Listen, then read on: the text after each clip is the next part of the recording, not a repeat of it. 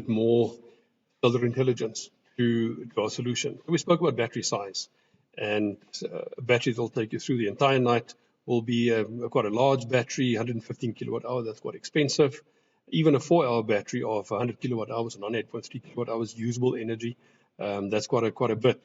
But obviously the sun is shining. I mean, we said that in this light area, unshaded area, that's where the sun is still shining. So if the sun is shining, well, then surely I don't need a battery to be able to carry all that energy, because even if Tshwane power is not available, the sun can be assisting. But the sun's curve is not a standard or a stable value throughout the day. The two graphs I drew over here, the yellow graph and the gray. The gray is obviously a smaller system. That's the PV generator. With the PV generator, it's the sum of the solar panels' power. The PV generator capacity here is around something like 45 kilowatt hour peak, and that's not a bit smaller. So late afternoon, we saw that the highest demand here is late afternoon 72. That time, I think it was around about 3 o'clock-ish. Yeah, that's 3 o'clock. How much energy do we get from the battery at 3 o'clock? Obviously, in the middle of the day, we'll get the peak value, but then late afternoon, we'll get quite a bit less. Well, what we do, we actually wrote the equation for that solar curve. So the equation for that solar curve looks something like this on a sunny day. But we know, Murphy will get us that if we just plan for sunny days, well, then what if it's not a sunny day? What if it's overcast? And that's the day that there's no Tshwane power, and you have urgent deadlines or products that need to be coming from your business, and you're running out of energy.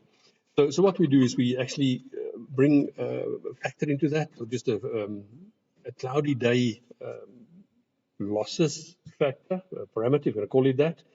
So if we know what the system provides on a sunny day, well, then we take half of that and we use that as cloudy days. Well, we know a dark thundercloud filters about 90% of the solar energy out. Thin little clouds, maybe 20-30%. So what do we work as an average? Well, that's a number that we just have to wing a little bit. So we work 50% as a ballpark number to work with.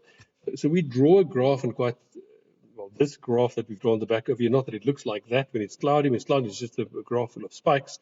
But if it was just the sun being filtered at 50%, so this graph is 50% of that graph. And that energy we subtract then from the total requirement.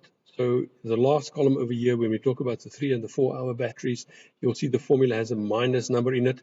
So we take the total of the sun, the energy required, minus what the sun can provide over that period, and that tells us what the battery capacity is. Again, making sure that when we install, we don't install too much capacity, because that's obviously going to be a more expensive system or a bigger battery.